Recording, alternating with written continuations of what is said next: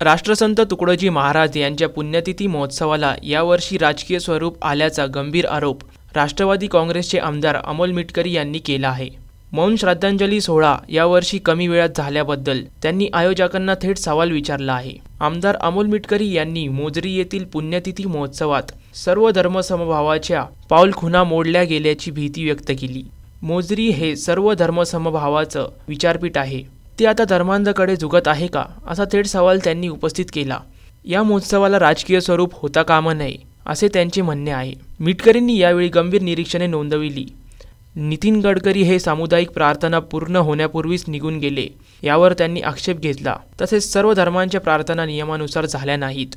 विशेषतः सर्व धर्म समाजाच्या प्रार्थना होत असताना बुद्धवंदना नियमानुसार झाली नाही असा स्पष्ट आरोप त्यांनी केला।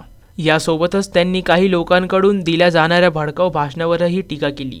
भगवी टोपी घालून भडकाऊ भाषण पण काही लोक देतात, भगवी टोपी भडकाऊ भाषणाची टोपी नाही असे त्यांनी स्पष्ट केले। यावर्षी तुकडोजी महाराजांच्या मौन श्रद्धांजली कार्यक्रमात त्यांना चित्र भयानक दिसले असे मिटकरी म्हणाले।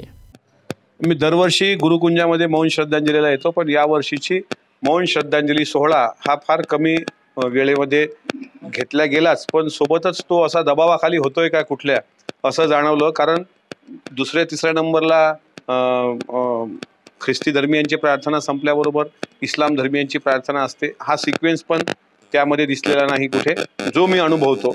आणि कटआउट जे राष्ट्रसंतांचं लागलेलं होतं विचारपीठावर, त्याच्या अवतीभोवती सर्व धर्म संप्रदायाच्या ज्या पाऊलखुणा असतात त्या सुद्धा मोडल्या गेलेल्या दिसल्या। म्हणजे गुरुकुंज मोजरी हे सर्व धर्म समभावाचं विचारपीठ आहे आणि ते विचारपीठ धर्मांधतेकडे झुकतंय काय अशी शंका आणि अशी भीती मला या श्रद्धांजलीच्या कार्यक्रमात यावर्षी दिसली। आज गडकरी सुद्धा उपस्थित होते, तुम्ही कोणाला दबाव नेमका तुमचा इशारा कोणाकडे? नाही, मी कोणाच्या दबावात म्हणजे इशाऱ्यामध्ये बोलत नाही।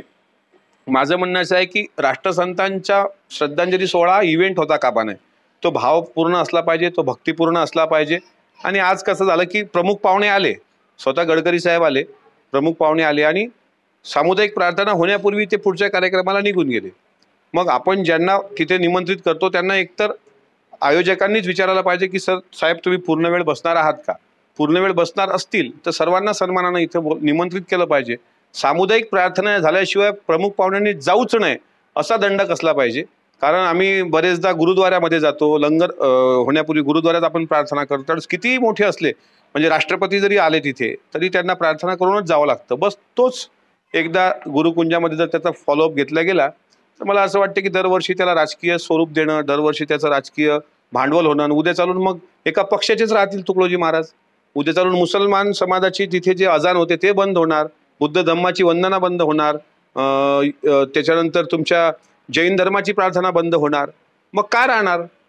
मग परत यामध्ये आणि जहाल कर्मठवादी काय म्हणता येईल त्याला लोकांमध्ये काय फरक राहिला? राष्ट्रसंतांचा विचार हा सनातनी विचार नाही, राष्ट्रसंतांचा विचार हा मानवतावादी विचार आहे, तो जगला पाहिजे। त्याकरता गुरुदेव सेवक म्हणून भगवी टोपी घालून, नाही तर हे भगवी टोपी घालून अनेक लोक भडकाऊ भाषण पण द्यायला लागलेत आता, तुमच्या अमरावतीतच देत आहेत भडकाऊ भाषण भगवी टोपी घालून। ही भगवी टोपी भडकाऊ भाषणाचं प्रतीक नाही, ही भगवी टोपी दर्शवी आपली पुरातन संस्कृती आणि इतिहासकारापूर्वीचे जे चिन्ह आर्या भारती हे स्वतः तुकडोजी महाराजांनी सांगितलं।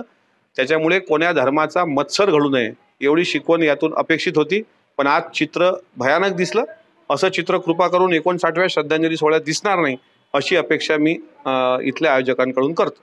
दरवर्षी सर्व धर्माच्या प्रार्थना असते, मात्र यावर्षी काय नेमकं तुम्हाला बदल दिसला? नाही, सर्व धर्म प्रार्थनेचा मागच्या वर्षीचा सिक्वेन्स बघा।